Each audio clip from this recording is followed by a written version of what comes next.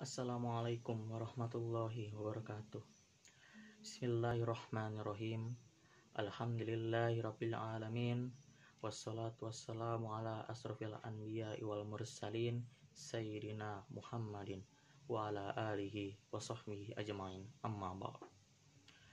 Pertama-tama dan yang terutama, mari kita panjatkan puja dan puji syukur kita kepada Allah Subhanahu wa taala yang mana telah memberikan rahmat, taufik serta hidayahnya kepada kita semua sehingga kita masih bisa sehat di masa pandemi ini.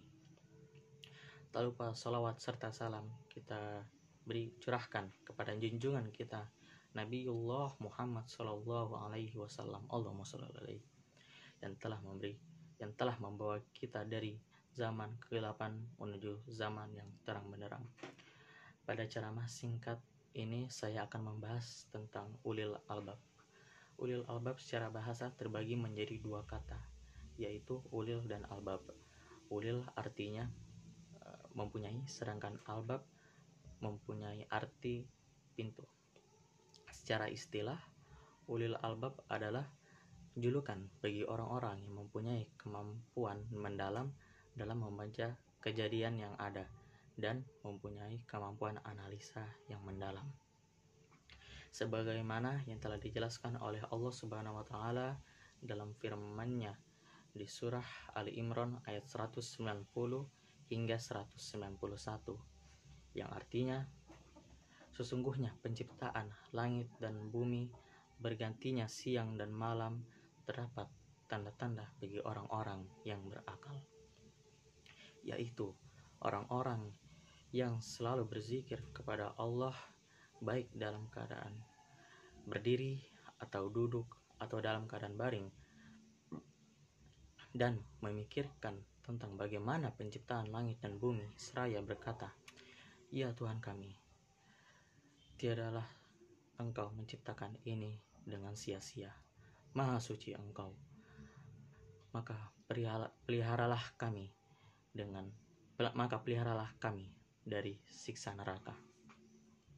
Maksud dari ayat 190 ini adalah penciptaan bumi dan kejadian alamiah yang ada di bumi ini, seperti bumi yang kokoh, langit yang bisa berdiri tanpa tiang, dan pergantian siang dan malam merupakan salah satu tanda-tanda kebesaran Allah Subhanahu wa taala.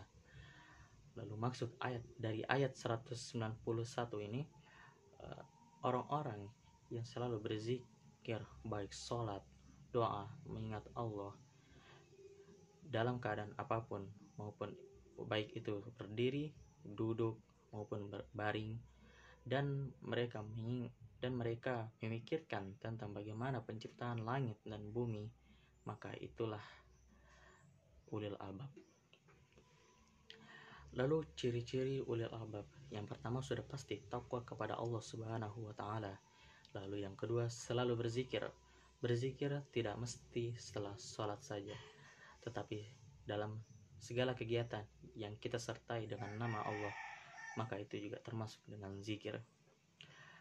Lalu yang ketiga adalah ulil albab selalu mempelajari hal-hal yang baru. Ulil albab selalu berpikir kritis dan selalu ingin terus belajar dan terus belajar. Lalu yang keempat, ulil albab selalu mendapatkan hikmah dari Allah Subhanahu wa taala.